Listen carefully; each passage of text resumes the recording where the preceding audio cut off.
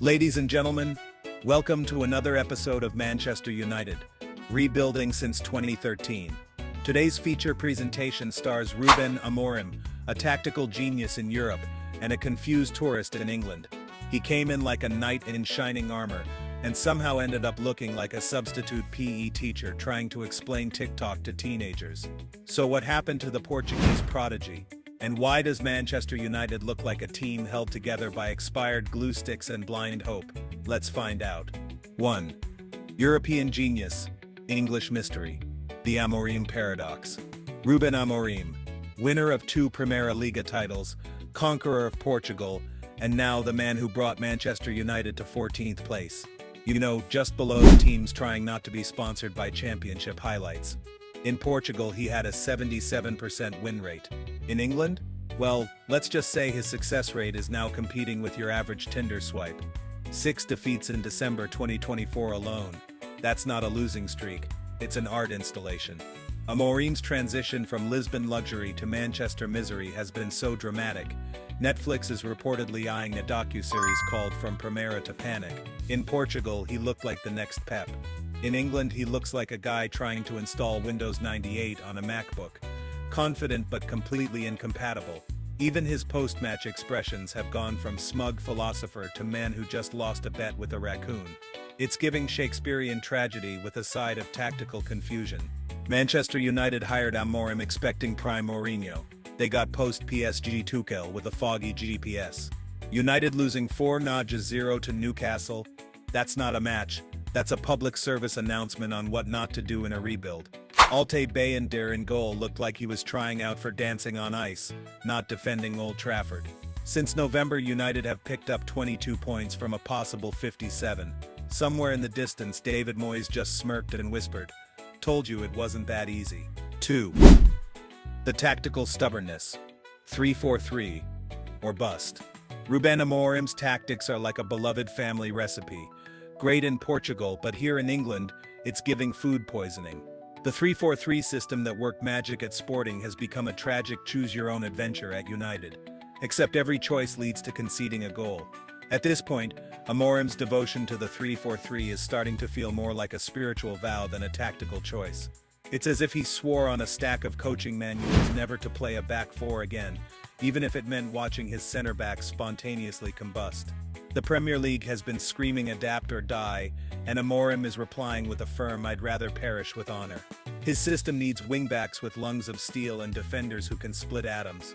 United's got Luke Shaw and a guy from the youth team who still asks for directions to the dressing room. Wingbacks? You need actual wings and backs for that. United has neither. Andre Onana has now made more goal-causing errors than actual saves. At this point, the goalkeeper's gloves are just stress balls. Rasmus Højlund had 1 goal in 22 games, which honestly makes him more consistent than United's defense. Amorim said, "I have to sell my idea. Sir, nobody's buying it. And Amazon isn't even offering a refund. Imagine your house is on fire and you insist on fixing it by repainting the walls." That's Amorim's tactical commitment. 3. The goalkeeper dilemma, error versus error 2.0, Onana or Bayindir. It's like choosing between spilling hot tea on yourself or stepping on a Lego barefoot. Either way, it's pain. Bayindir had his moment against Newcastle and immediately reminded us why he's the backup. Onana, he's out there conducting a masterclass titled How Not to Save a Ball 101. This isn't a goalkeeper dilemma, it's a haunted carousel. Every time Amorim tries to change the goalie, he ends up unleashing a new form of chaos. Onana is the shot stopper who forgets to stop shots, and Bayindir is the backup who backs up into the net. Choosing between them is like deciding whether to crash your car into a tree or a ditch. Technically different outcomes, but the damage is the same. Even United fans have stopped debating who should start. They just close their eyes during corners and hope for divine intervention. Imagine looking at your options and thinking, "Yes, the man with the butterfingers. Let's give him another go." Onana's highlight reel could double as a blooper compilation narrated by Mr. Bean. Bayindir's audition for the One shirt lasted 90 minutes and ended with a plea for forgiveness. This is less about goalkeeping and more about United's ongoing experiment. What happens when you ignore the concept of shot stopping? 4. Rashford, Antony and the X-Files. Meanwhile, Rashford and Antony are on loan having the time of their lives. It's like sending your kids to boarding school and seeing them come back billionaires. Rashford is getting England call-ups. Antony is winning games in Spain. Meanwhile, United fans are watching Jadon Sancho try to remember which foot to use. Watching Rashford and Antony flourish on loan while United struggles is like seeing your ex win Employee of the Month after ghosting you mid-project. Rashford is scoring, smiling, and posting motivational quotes again. Antony is dancing through La Liga like he forgot he was once allergic to end product. Meanwhile, United are out here trying to generate XG from vibes and crossed fingers. Amorim's decision to loan them out is starting to feel like when a villain releases the hero early in the movie. You just know it's going to come back to bite. Marcus Rashford at Aston Villa is like your ex showing up on Instagram with abs and a yacht. Antony is out there in Spain looking like a Samba king. At United he was playing like a confused barista. Amorim benched these guys for lack of effort in training. Bro, at this rate just let them train in their pajamas if it means goals.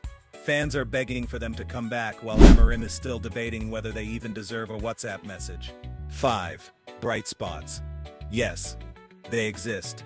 Look, it's not all doom and gloom. Bruno Fernandes is out here carrying the club like it's his final group project before graduation. 16 goals, 15 assists. That man needs hazard pay.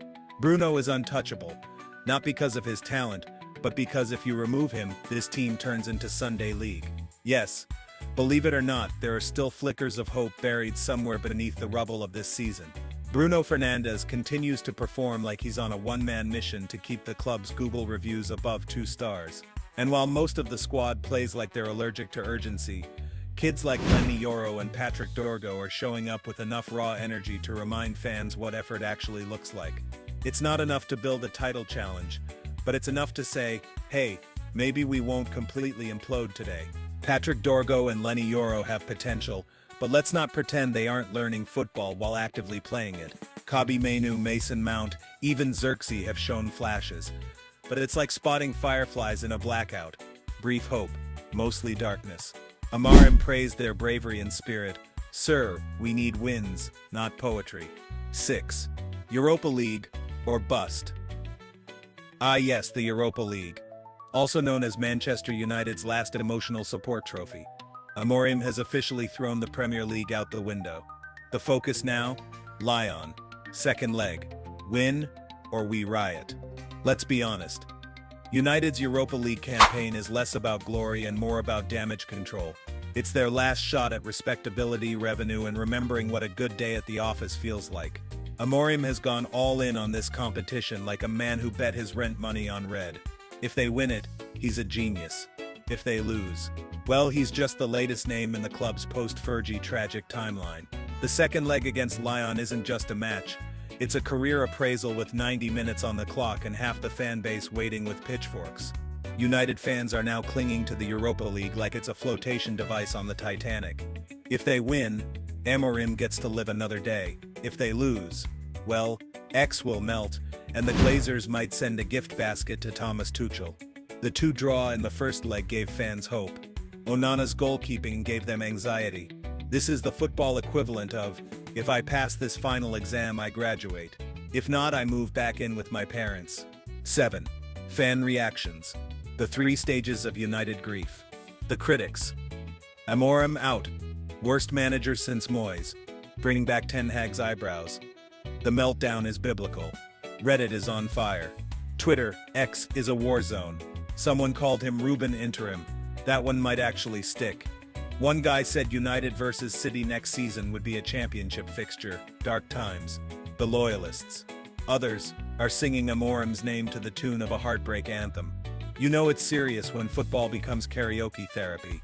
They compare him to Arteta, because apparently all struggling managers must now be given 3 years, a custom midfield, and a Netflix documentary before being judged. Some fans are like, we trust the process. The rest are like, which process? We're in 14th fam, the neutrals. Ah yes, the calm observers. Let's wait until summer, they say. The problems are structural. Bro, this isn't therapy, it's football. One Redditor said, he'll probably finish 8th to 10th. That's optimism, delusion, or both. Some are more concerned about the Glazers' debt than Amorim's tactics. And honestly, fair. 8. the Glazer factor, and the summer gamble. Of course, the Glazers are still around, raising ticket prices like the club just won a treble. Spoiler, they didn't. Amorim has backed the fan protests, which instantly earned him 3 points on the morality table. Too bad they don't count toward league standings. At this point, United's summer transfer window feels less like a recruitment plan and more like a desperate attempt to patch a sinking cruise ship with duct tape and old Fergie quotes. Amorim has made it clear he wants players that fit his system, which is code for players who don't treat wingback like a part-time job. But with PSR restrictions tighter than Casemiro's hamstrings, the club might end up shopping from the discount but still ambitious aisle again.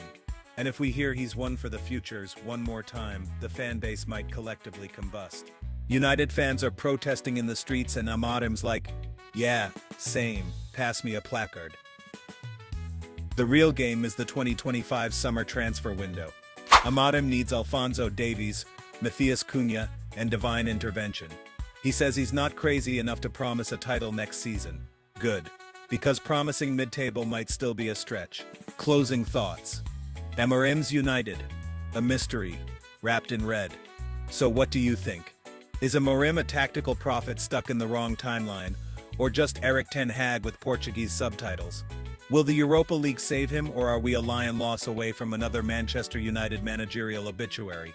Drop your thoughts in the comments, hit that like button harder than Onana hits panic mode, and subscribe for more football chaos served with sarcasm. And remember, if your life ever feels confusing, just know Rubén Amorim was once the brightest mind in Portugal, and now he's getting cooked by Bournemouth. Stay blessed.